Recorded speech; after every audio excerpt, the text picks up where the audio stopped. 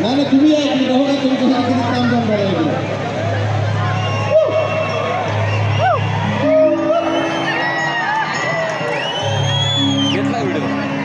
आज मनामध्ये समाजाची फरमाईशी एक शेर झाला पाहिजे परत.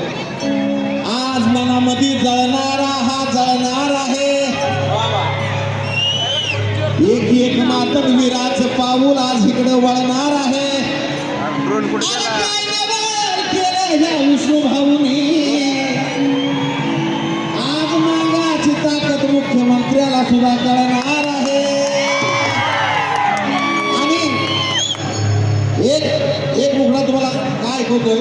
त्यावेळी सोमनाथ भाऊ आणि विष्णू भाऊ दोघंही होते आणि मी भाऊची परमिशन घेतली होती. भाऊ मी असं असं गाणं करतो. ते म्हणले करा.